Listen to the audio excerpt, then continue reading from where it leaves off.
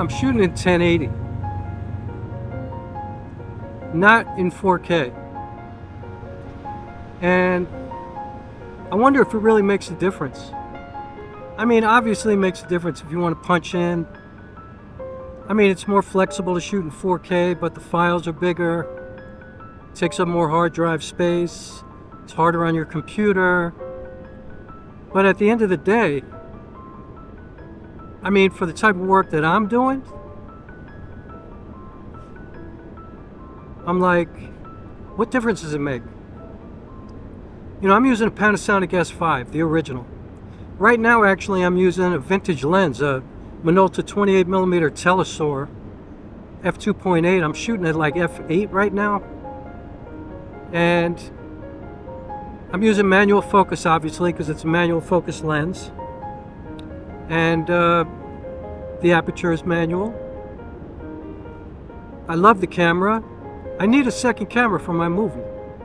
I saw a deal the other day for a Sony A6400 for $200 that came with a kit lens and the battery, charger. But I'm like, do I want to spend even 1 penny on a Sony A6400 now that I'm kind of all the way in with Lumix and Panasonic? Because I can get another Panasonic S5 like practically brand new for like 900 bucks now. Or I can get a Panasonic S1H for $1,900. That's like a cinema camera. You know, that's a Netflix approved camera. That was a $4,000 camera at one time.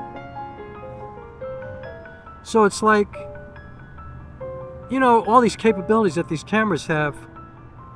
I mean, the other day, I was watching a Fellini film, 8.5. And, you know, it's an old movie, not even close to the technology of today. And I love that film so much. You know, my favorite movie of all time, Cinema Paradiso. You know, it was made in the late 80s. You know, some of the greatest films of all time were made in the 40s, the 50s, the 60s. It's like, you know, we have the technology now to do that kind of work for a couple of $1,000 bucks. But we don't have the ability necessarily to make a better film, because storytelling is the thing, the acting, the lighting, you know, the actual art of filmmaking is not about the technology. I mean, the technology helps. Like, when I was upgrading from the Sony A6400, I wanted a Sony A7S3. And I wound up with Panasonic S5 really for one reason. It was so much cheaper. And it was pretty much equal in capability, other than the autofocus, which is not really important to me. And I'm incredibly happy with the decision that I made, but I need a second camera for this film. Like, I'm compromising too much. And it's an important project to me. I want to get it done properly. Obviously, I can't do it exactly the way I would choose to do it if I had money, but I'm working on zero budget, so I just want to get another camera. Now, I could use my phone. I shot a movie on my phone. I used the LG V40 at the time. Now I have the LG V60, which is actually a little bit better, but I love them both. I mean, actually, the LG V30 is incredible. The LG V20 is unbelievable. All those LG phones are amazing. They have manual capabilities. They're 4K, 24, 30, 60, 1080. I believe it goes up to 240 slow motion. 480 actually. Well, maybe it's 720 to 480, but 480p. But I mean, suffice to say, that would be a good second camera. But I'm limited to 27-ish millimeters, I believe, is what that lens is. And obviously, I can't put a different lens on it. Although they do have lens adapters. You know, like I know Moment comes out with these adapters for a phone, and they look pretty damn good. But I really want to get another camera because I'm thinking for the future too, it would be good to have. And of course, I'm really hard on my camera. I put it in dangerous situations sometimes. And what if something happens to this camera? I have to get it fixed. Then I'm left without a camera for quite a while, and that's not a good thing. And you know, I am working professionally. Like I want to be safe and have a good backup. So I want to get a second camera So I was thinking the A6400 is a decent backup, right? 4K 24, 4K 30 actually. 4K 60 with a crop, maybe? Can it do 4K 60? I'm not even sure. I don't even remember. But regardless, I shoot 24 frames per second. I use slow motion so infrequently. It's like really not that important to me. And it's a great camera. But I don't want to suddenly start investing in E-mount lenses again. Like obviously I can't use the same lenses on a Sony as I do on my Panasonic, so I kind of want to stay in the Panasonic world. And I'm really interested in Panasonic Micro Four Thirds cameras too, but those are different lenses as well. So I don't know, I'll probably wind up getting another S5, not even the Mark II, because why spend an extra $1,000 just for full-size HDMI and autofocus? Because that's really the only big difference, Now the S1H, that's something that's really interesting to me and actually probably worth the extra $1,500 or $1,600 because of the low pass filter. And I think I really want to start doing some serious documentaries, and having that low pass filter would eliminate a big problem actually. So I mean, obviously I could work around it, and the image quality out of this camera is amazing, meaning the S5 that I'm shooting on right now. But the S1H eliminates the moire that you can get, that shimmery kind of weird thing that you get like on the sides of buildings or in certain scenarios. So that might be worth it for me too. So I don't know, I don't know what to do. I have some good lights, so I feel good, for my situation, shooting by myself 99.9999% of the time, not having a crew, not having to deal with hooking up with other people. I just want to have a second camera for backup purposes and also to use so I could set up 2 shots at one time. What do you think? I should probably just get another S5, have the exact same camera. I could have all the same settings. Obviously my lenses are the same, audio, everything's the same. It's probably a great idea. However, the S1H, which eliminates that moire, it takes me up a level, and it's a Netflix approved camera. Is it worth spending an extra $1,000 roughly, where I can still use all the same lenses, use everything? It'll cost me $1,000 more, but it'll kind of up my game. Suddenly this will become my secondary camera. That'll become my primary camera, although the S1H is much heavier and much bigger than this camera too. This camera is easy for me to carry around, even though it's not tiny, because I own the A6400, and I shot a film on my phone, so I know what tiny means with regards to carrying a camera around. But the S1H is certainly not a big, gigantic camera. So, yeah, I don't know. I'm thinking hard about it. By the way, doesn't 28mm look good shooting yourself like this, like vlogging?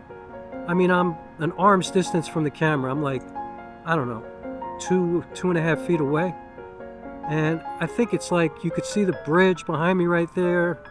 You can see a lot. It looks kind of cool. I don't think you need a 20 or 16 or 12mm to vlog. I mean, unless you really love that uber wide look, which I happen to like actually. Oh, the other thing is, I am going to shoot a documentary later this year, and I want to shoot it anamorphic. And so I'll be able to use the same anamorphic lenses with either Panasonic that I get. Yeah, so you know what, I was asking for your help, but I kind of talked myself. I'm not going to spend $200 on a Sony A6400 to own it again. I already owned it, I sold it. And then I'm not going to just live with the kit lens, obviously. So then I'm going to wind up spending money on another E-mount lens, which I can't use with this. I can't even adapt it to this camera, which is ridiculous. However, I can use my Minolta lenses with my Sony. I do have an adapter that adapts Minolta to Sony, and I'm using an adapter, obviously, to adapt Minolta to L-mount, which is what my Panasonic cameras are. So, yeah, maybe I don't need to get any lenses if I get the Sony A6400.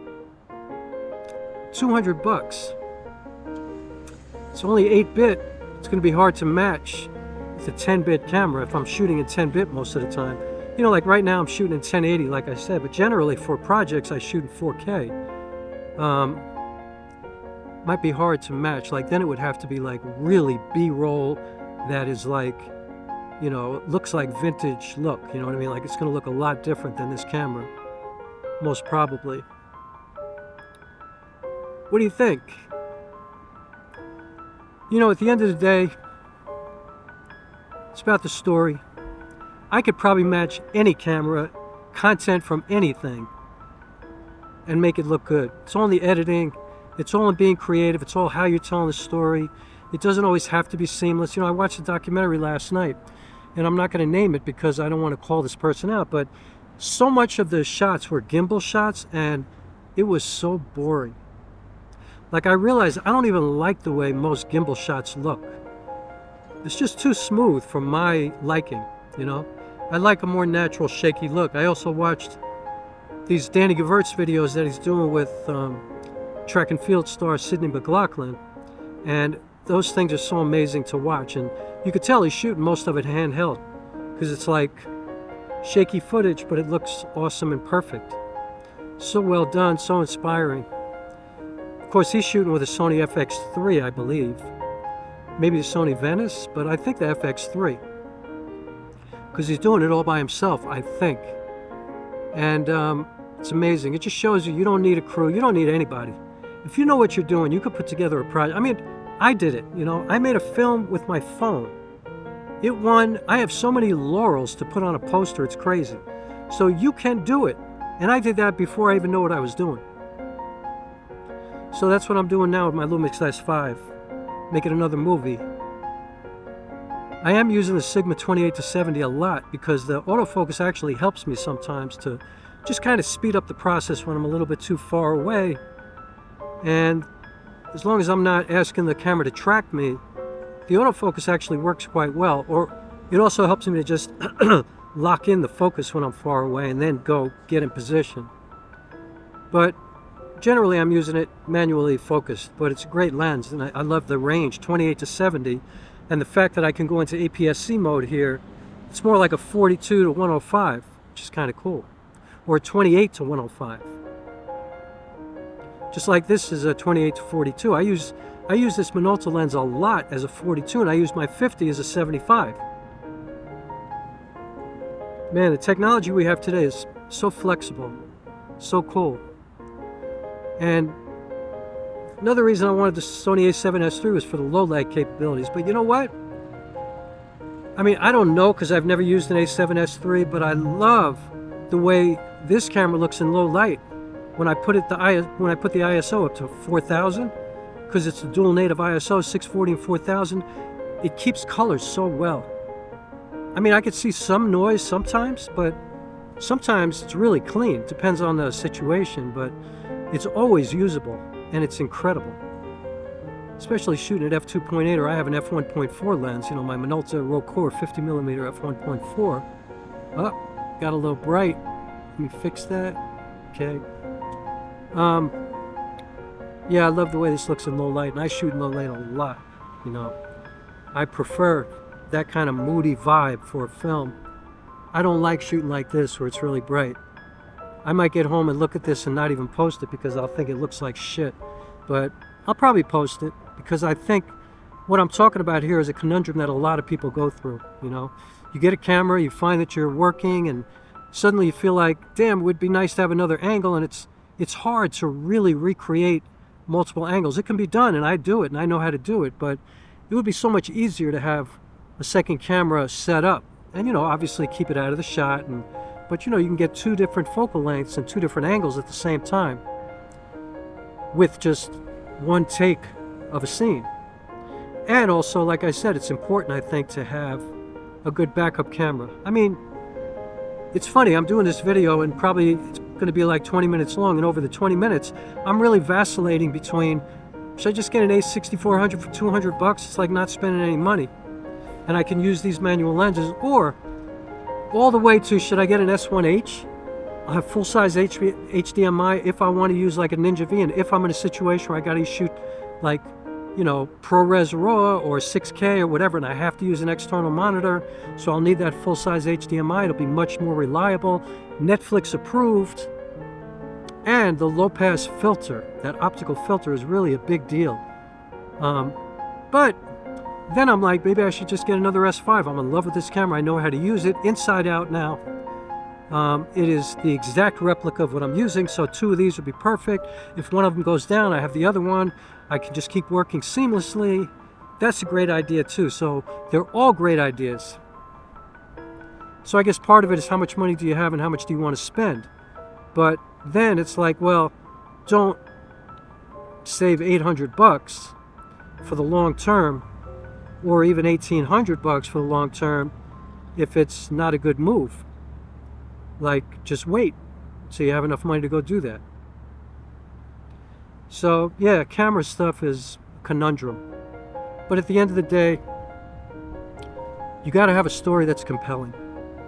You have to have a story that ain't all about you, that is about everybody. A story that brings people in and brings you together so that you share this experience with people in a meaningful kind of way, you know, in a way that is inclusive of everyone. And inclusive is such an important thing today because, you know, where society's going right now, we're kind of going backwards, and we are much less apt to find ourselves including everybody, like we're going back to a racist beginning of this country.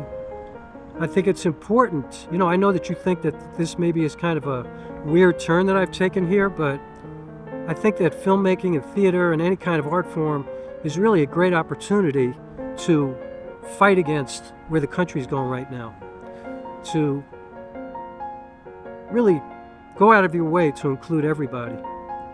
To have empathy, because a great story always starts with empathy.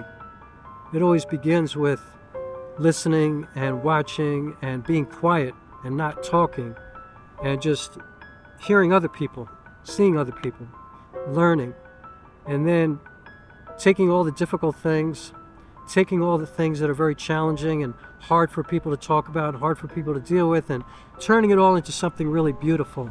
And that's great art. And you could do that with the Sony A6400, you could do that with the iPhone SE or the LG V60, or you could do it with the Panasonic S5 or the S1H or the Sony A7S3 or FX3. You could do it with a cinema camera, you could do it with a Canon R5C or a Fujifilm camera, or, you know, whatever. Nikon, Z8, Z9, you could do it with anything. It's all about right here, your heart and your soul. Who are you? What are your intentions? What do you want? What do you want to contribute? How do you want to be remembered? What do you want to leave behind after you're gone? You know, what do you want to take all this effort that you spend and put it into? You know, what matters to you? What matters to other people? What's your contribution? That's what I'm talking about. So whatever decision I make, the core of what I do is always going to remain the same. And here's to a better world for all of us.